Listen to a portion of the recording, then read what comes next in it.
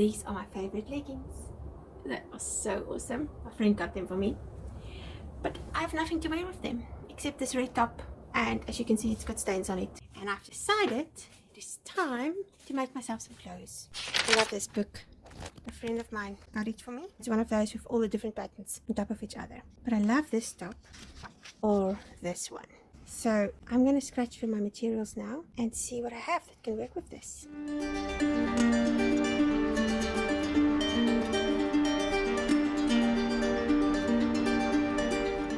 So there's the beige, which no, it's the then there's the black, which I said I want to make a dress out of. There's this fawn color that I actually think would really look nice. And there's the chocolate brown. I also have this piece. I don't know exactly what it is. I think there's some wool in that. I think I'm gonna go for this. Yes.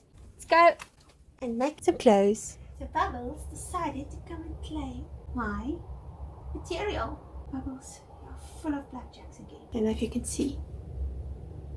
I've decided not to start with my nice material because I can't replace it. But I have quite a lot of this denim. It's like a thin cotton that looks like denim. And the same weight, same drape. So I'm going to do the dress in this first. I would like this dress. And then if I know it works, then I'll make that one in the golden brown. But I'll make it a bit longer so I can wear it with my tights. I never make myself clothes because I'm always busy with orders. And by the time I'm done, I'm tired. But my wardrobe is desperate. I am actually going to do E2. But it's basically the same pattern pieces. How these things work, they're quite confusing. You have numbers on the side. And it's like A, F, E, E2. I have the numbers. So I know in this block I will find some of my patterns. Or rather my pattern pieces. E1 and E2. Over there. So I am now going to take this pattern and lay it down.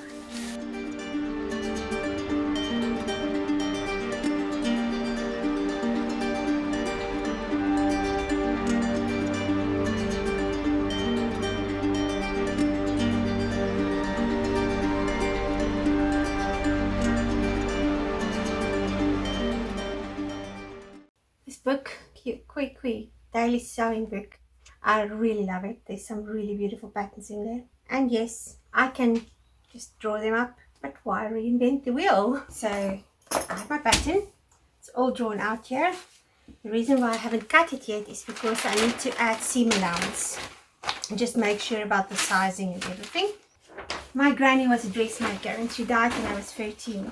And some of her sewing stuff found its way to me. And this is sewing carbon paper.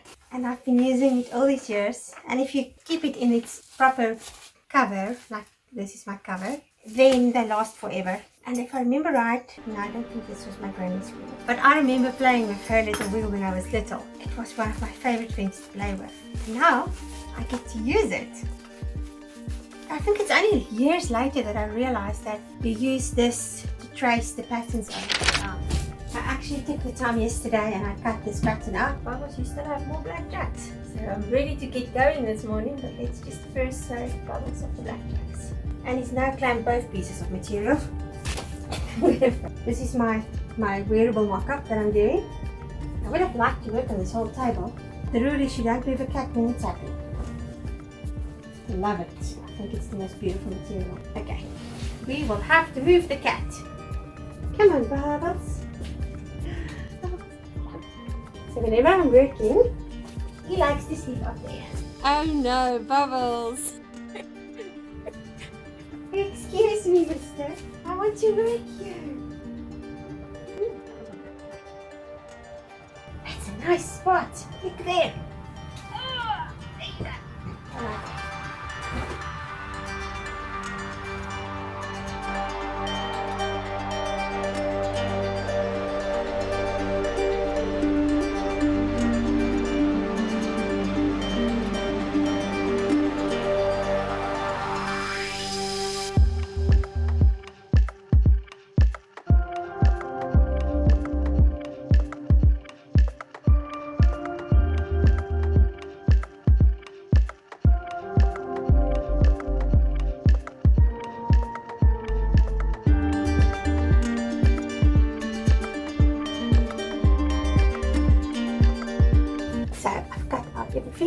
I'm now going to transfer the pattern markings.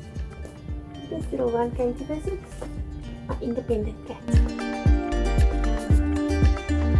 So I need to transfer these pattern markings.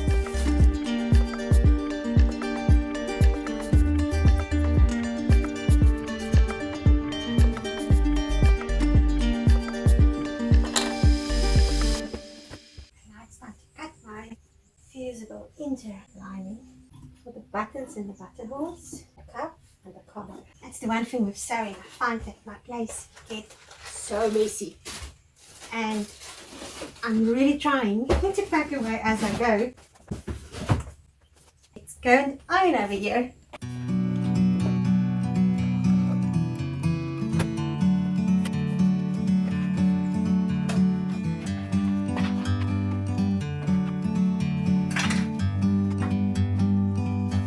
Like a bird on a tree,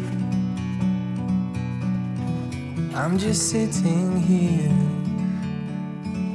I got time, it's clear to see. From up here, the world seems small. We can sit together. It's so beautiful, you and me. We're meant to be in the great outdoors, forever free.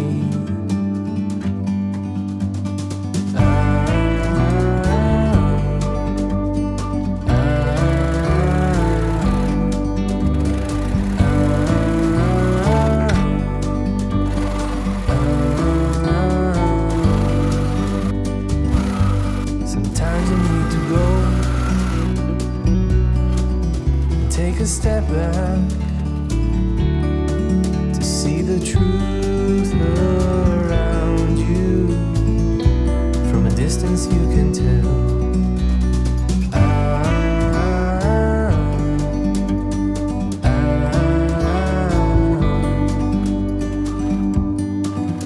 You and me, we're meant to be. So it's coming along nicely, but this button band or the button fold over, it's the wrong way, but I can just unpick it there. So usually if you have a button for female, it's like that. For male, it's like this, and I did the men version. And then when I put the collar in, I had this, and it was totally too short. I don't know what I did. I used the pattern. Oh, you know what? I made this part longer, and I forgot to add that to the collar. So the next step is to do a little knippies. When you work on a curve or a rounded part, by doing that, you actually make it possible for it to fold out. So the best way is, you will see there's 4 layers of material. To cut the one side, when this folds out, it's going to fold that way. So you can just snip it. But if it folds in, then you have to make like little triangle knippies. So what I do is first cut away the seam part so it doesn't get too thick, and now I'm just going to cut those together. And then when I cut this side, cut in between, because you want the material to not have like open spaces all in one place, because then it looks more even. I want this part to fold in, and then I'm going to put that over the top part of the collar and sew that by hand. To get that right, you have to cut it here like this. So cut away the excess, and on the side, just where the seam is, because there's always a lot of layers there. So I always just cut that away, and then you cut in, and that's the place where I will do a little triangle. I went ahead and I ironed it. I'm going to pin it in place now, and then start the handwork. In the great outdoors,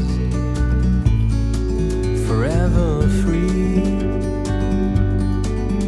You and me, meant to be in the great outdoors. I went ahead and I sewed the lining from the front down, and now I'm going to do the handwork here. Forever free.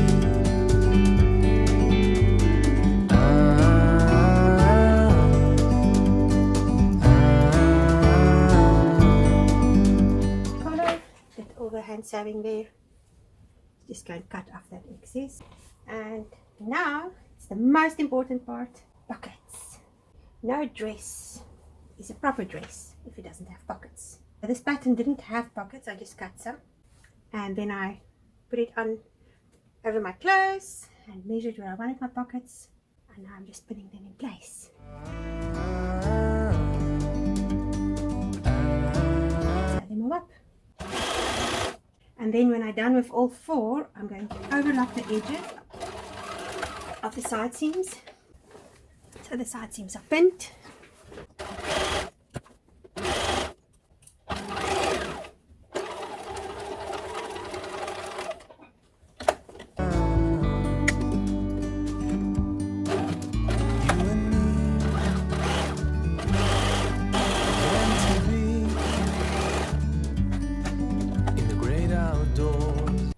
I use quite short stitch length for my pockets.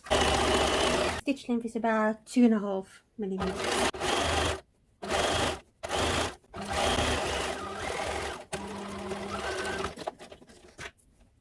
Just going to zigzag it right around. It's easier than to try and get your overlocker into these difficult to maneuver corners.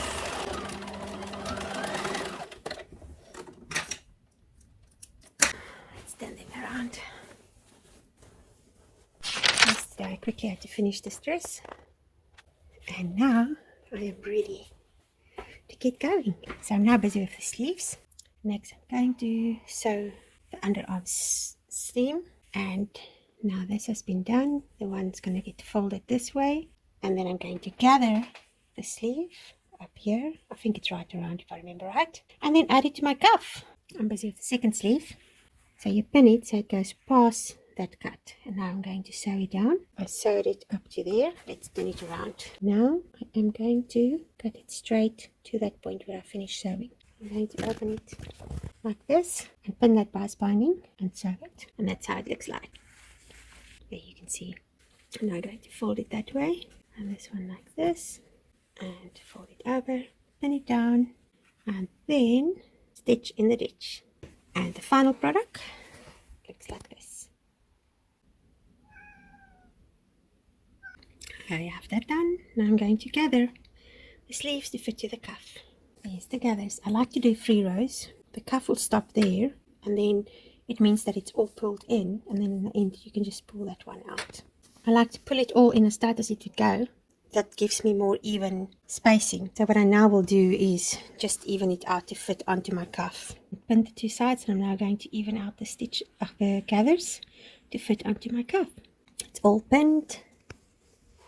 My gathers are spread nice and even. My extra thread, I just turn around the needle, the pin, and when I sew on this side.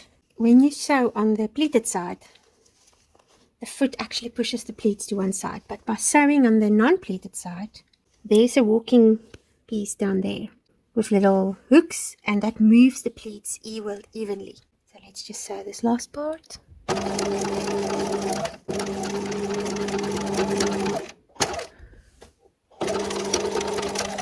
And there we go. So it's all sewed in place. What I then like to do is to fold my cuff over and then just sew as far as I can on both sides, and then the rest of the cuff I will just catch by hand. The cuff's folded in. I sew on the side where I've sewed already, so I can keep the same stitch line. And now let's turn it out. And then I use a pencil to push out the corners. The other thing you can do when you have gathering stitches. So I pulled that side to pull in the gathers.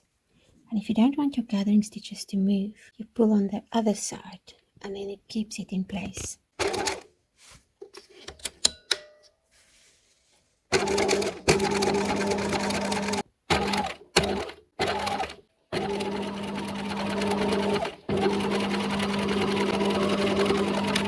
And lastly, I am setting in the sleeve. And insert it. Always make sure that you've got nothing like that from the underneath materials in your way, because you might cut it off, and that is not a nice feeling. And look, what I told you not to do, I did.